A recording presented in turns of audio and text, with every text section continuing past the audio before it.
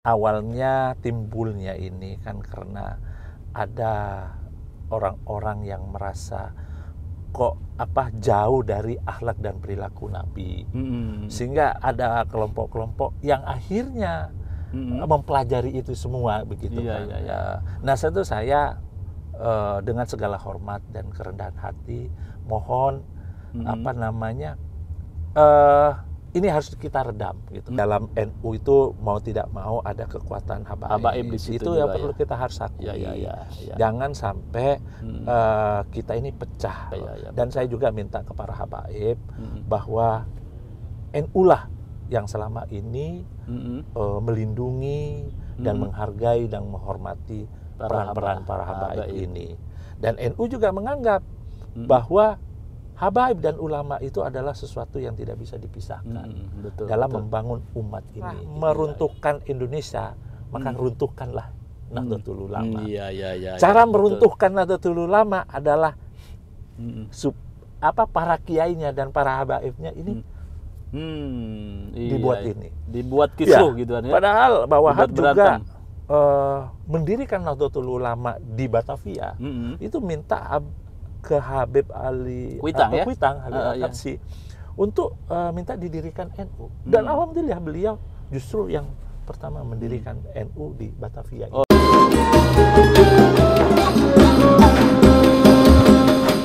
Assalamualaikum warahmatullahi wabarakatuh.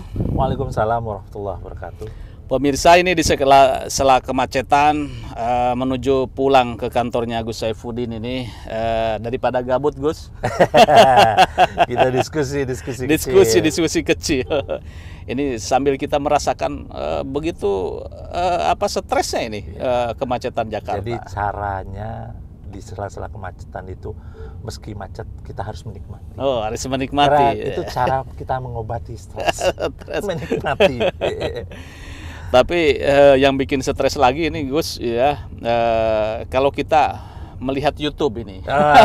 Lagi rame ini yang bikin stres itu. Ini bikin pening kepala gitu kan ya. Jadi yang paling hit sekarang itu tentang nasab para habaib yang dipersoalkan ya, yang diperdebatkan. Katanya terputus gitu kan ya. Terus yang kedua juga banyaklah konflik-konflik secara di medsos ya, gitu betul. Yang mengkritik Habib, terus yang juga yang mengkritik ulama Nusantara katanya gitu kan pribumi. Nah, Gus, kalau Anda melihat ini kan bagaimana nih dunia perhabiban ini gonjang-ganjingnya seperti ini gitu kan ya. Pertama tentu dalam mendiskusikan permasalahan, apalagi itu diskusinya secara ilmiah sah-sah saja gitu kan.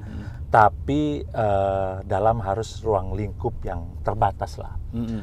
Karena kalau dunia medsos apalagi sifatnya yang publis itu akan khawatir akan menyebabkan terpecahnya kita sebagai umat gitu loh. Karena yang tidak kalau kita lihat akhirnya ada mau tidak mau ada dua kubu ini kan. Betul. Ada dua yang mana dua-duanya itu adalah pertama ya pasti sama-sama anak bangsa Indonesia. Yang kedua sama-sama Nahdlatul Ulama. Sama-sama Ahlussunnah wal Jamaah. Baik itu yang ada di Habib atau yang non Habib itu sama-sama yang tadinya kita itu rukun-rukun baik-baik. Karena sebagai kekuatan bangsa, terutama kekuatan Nahdlatul Ulama adalah kebersamaan dan persatuan yang kita miliki selama ini gitu kan. Betul. Kita diajarkan di NU itu untuk mencintai dan menyayangi tentu para habaib ya sebagai dzurriyyah Rasulullah sallallahu alaihi wasallam. Dan kita diajarkan sekali untuk untuk sangat menghormati beliau ini. Apa yang terjadi sekarang tiba-tiba kita dihadapkan dua pilihan begitu. Nah, kalau saya selaku ketua PCNU Jakarta Pusat berharap gitu ya. Sudahlah gitu kan. Kenapa? Soal nasab itu yang tahu itu hanya Allah Subhanahu wa taala dan para habaib itu sendiri gitu kan. Nah, kita sudah orang tua dan orang-orang tua kita, para ulama-ulama kita, para kiai-kiai melakukan penghormatan dan ini ya kita ikut aja begitu loh kan gitu loh. Tapi dalam satu sisi ada yang sedang membahas itu ya kita hormati gitu kan. Betul ya. Ya persoalannya kan sering kali gitu kan ya, yang saya lihat itu kan ada beberapa mungkin kalau boleh saya mengatakan oknum Habib lah yang bicaranya kencang, yang bicaranya juga kebun binatang keluar semua gitu kan. Nah ini sebetulnya kalau saya review dari berbagai medsos ini yang menimbulkan gejolak gitu kan ya terhadap para habaib ini itu ya.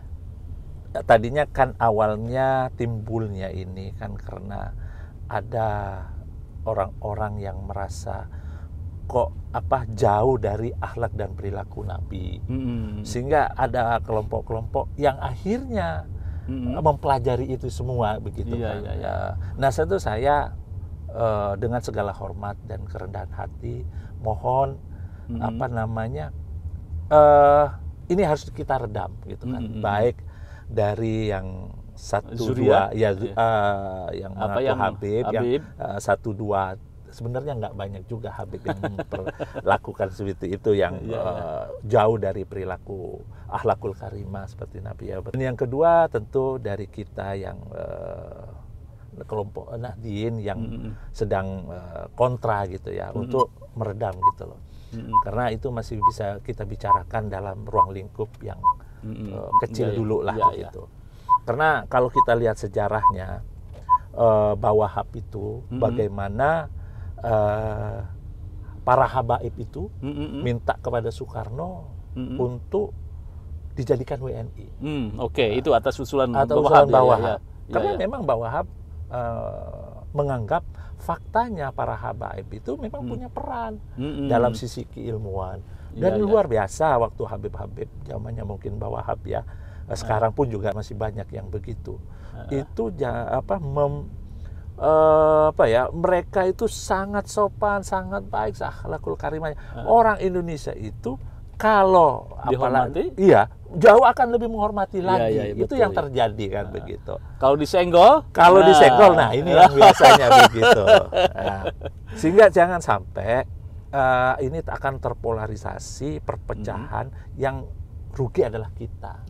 Justru takut saya ada orang-orang yang memang sengaja menjadikan ini kita sebagai bangsa yang besar, terus sebagai umat Islam dan warga Nahdien ini yang tadinya baik akur jadi pecah. Karena cara meruntuhkan Indonesia, maka runtuhkanlah Nahdlatul Ulama. Cara meruntuhkan Nahdlatul Ulama adalah para kiainya dan para habaibnya ini dibuat kisruh gitu kan ya. Padahal Bawahab juga mendirikan Nahdlatul Ulama di Batavia. Itu minta ke Habib Ali Kuitang Al-Qadsi untuk minta didirikan NU. Dan alhamdulillah beliau justru yang pertama mendirikan NU di Batavia ini.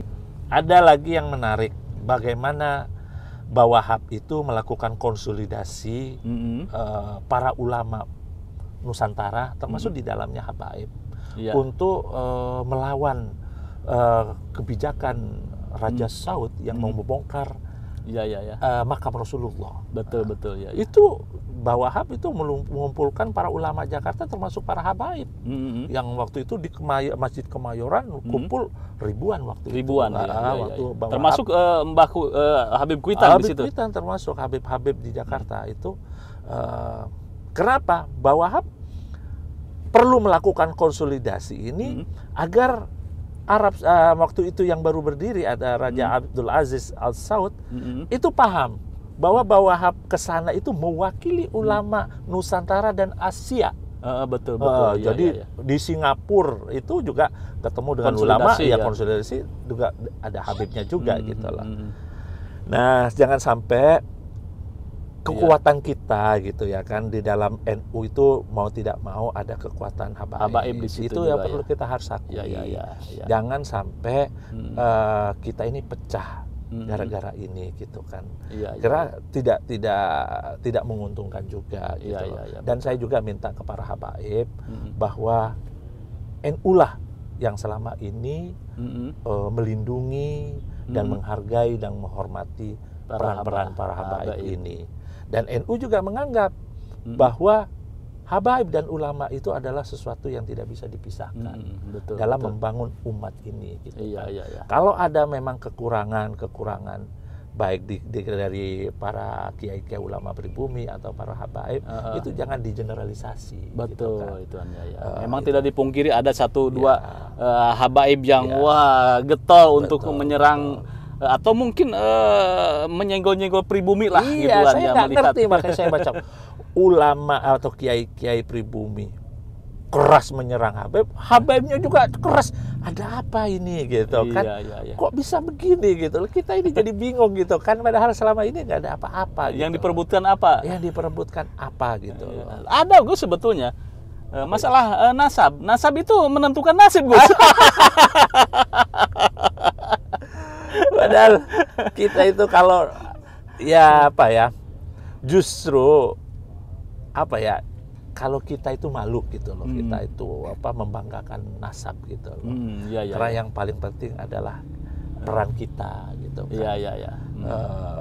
Buat apa nasab kalau kita sendiri tidak berbuat atau tidak mencerminkan akhlakul karimah para pendahulu kita. Gitu. Iya betul. Ya realitas yang ada di masyarakat memang seperti ini Gus gitu ya. Bahwa ada gejolak ya, kalau menurut saya itu gejolak sosial perdebatan antara nasab habaib katanya tertolak, kemudian ada tuntutan untuk tes DNA segala. Menarik gitu. Ya, apalagi kan mereka ada yang oknum yang menyebut keturunan Wali Songo tidak ada. Ada lah.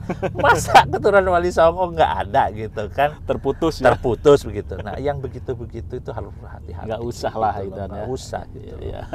Ya kalau tidak mau disenggol jangan nyenggol orang lain gitu loh. Nanti kalau orang lain nyenggol ini yang repot gitu lah.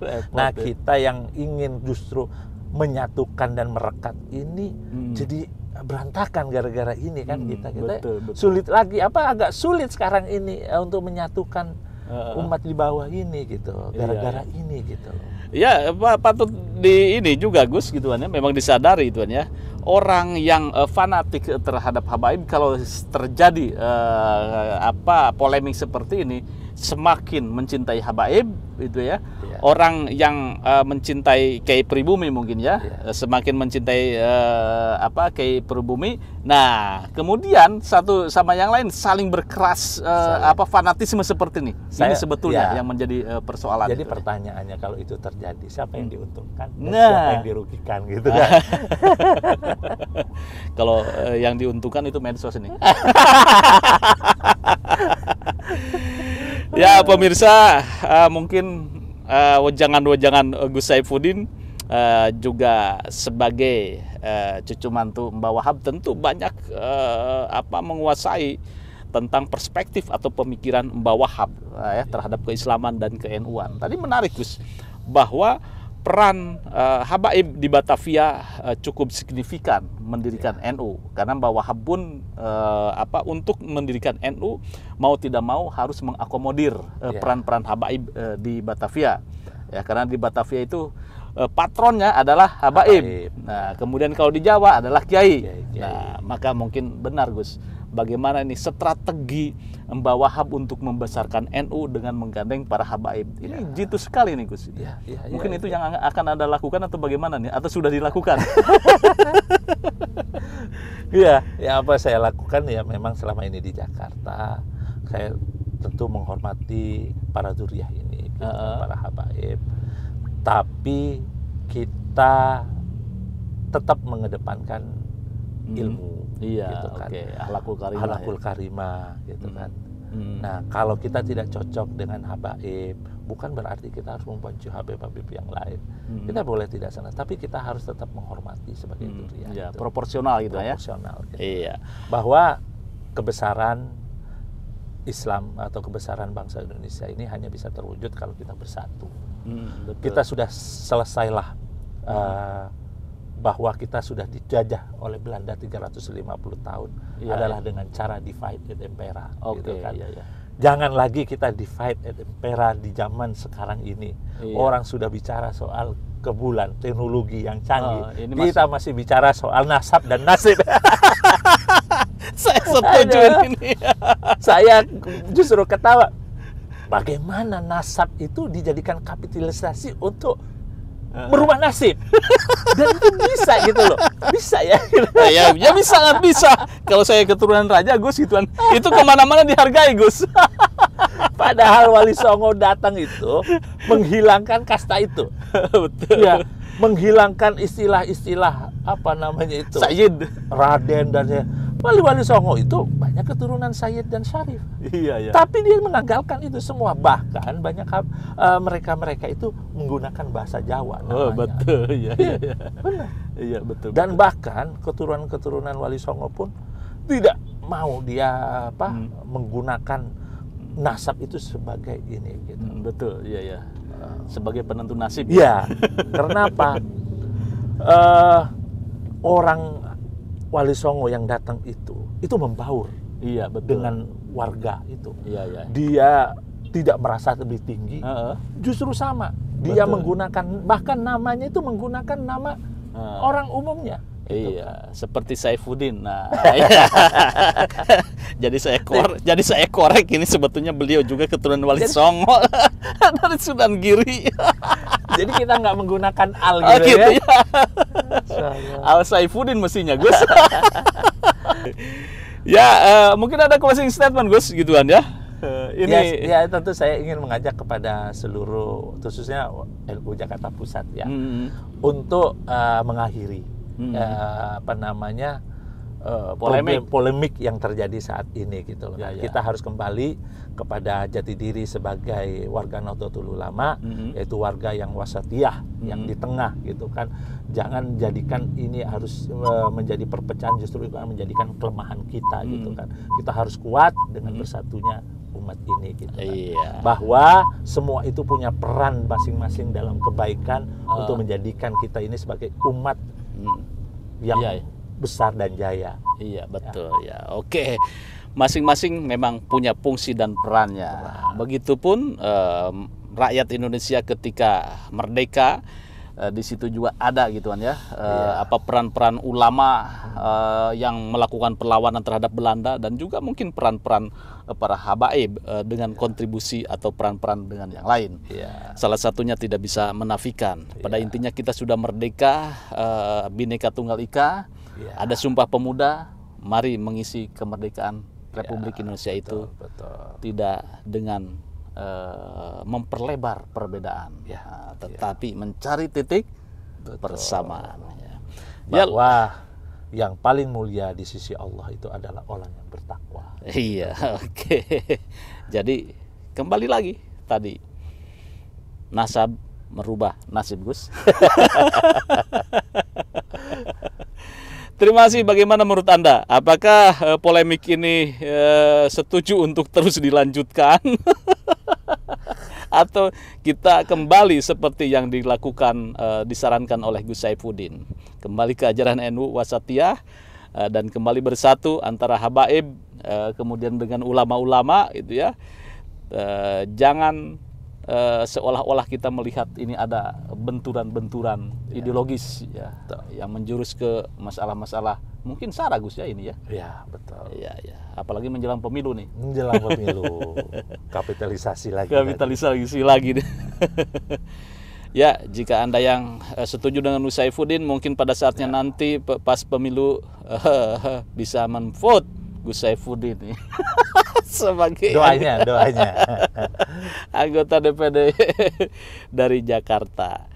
Terima kasih. Jangan lupa like, share, subscribe pada Suara TV. Wassalamualaikum warahmatullahi wabarakatuh.